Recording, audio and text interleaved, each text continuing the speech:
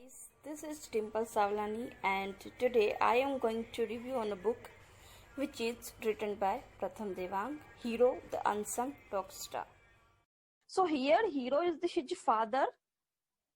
इसमें हीरो कौन होता है? इसका फादर होता है. मतलब it is story of concealed fatherly love, the journey of a true relationship. So I read this novel thrice or twice times maybe, because some points are very much relatable, which touched my soul then the heart. Yeah, in this story, in this novel, there is a Abhimanyu character who is my favorite character, but the most important character is his father. His father's name is Mr. Veer Singh Chauhan, who plays binary role of mother as well as father. Why he plays binary role? Because Abhimanyu's mother died at an early age.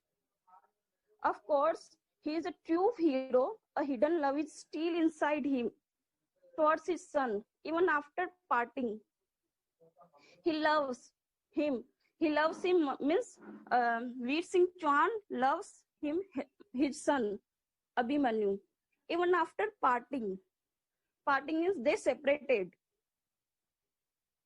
He loves him unconditionally. He cared for him a lot, even though not in an open manner. So what happened in this novel? There is a father and mother. There is a son and father. Okay, it is मतलब इसमें क्या है? Father पे ही mostly लिखा गया है कि hero the unsung कौन होता है? मतलब इसका पिताजी होता है, जो बिना कहे इतना उसके मतलब इतना गुप्त प्रेम है, उसको इतना कंसील्ड लव है अपने बेटे के प्रति, भले ही क्यों ना वो अलग हो गए हैं. So what I liked in this novel, an introspection part, when his mind asked to himself that, did my father love me the way I love my son? So when Abhimanyu ran away from his house, so he start his own business, and he married to Adra. Adra is another character who is Abhimanyu's wife. Okay, so when his mind asked to himself that did my father love me the way, जब अभिमन्यु को ऐसा realise होता है कि अभिमन्यु को भी आगे जाके बेटा होता है, ठीक है, तो उसको रियलाइज होता है कि क्या मेरे पिताजी इतना मुझे प्यार करते हैं कि मैं जितना मैं अपने बेटे से करता हूँ. When Abhimanyu wanted to meet his father at least once, then abruptly a news was made to shock that his father is no more.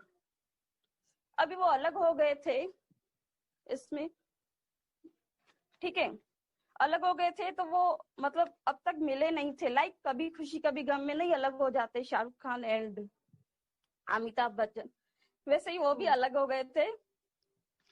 तो एक दिन मतलब वो मिलने की सोचता है, तब तो मतलब अभिमन्यु को बेटा भी हो चुका था, सन, ठीक है. तो कभी उसको रियलाइज होता है कि क्या मुझे इतना मैं जितना बेटे को अपने करता हूँ प्यार, क्या इतना मेरे पापा भी करते हैं. तो वो मिलने की सोच ही रहे होते हैं, तो उनको न्यूज मिलती है अब्रप्टली कि उसके फादर अभी नहीं रहे जिंदगी में, ठीक है, दिस दुनिया में. There is nothing left any more escape regretting. तो उसको बहुत ही रिग्रेट होता है. He turns into introspection of his father. उसको इंट्रोस्पेक्शन होता है अपने फादर का.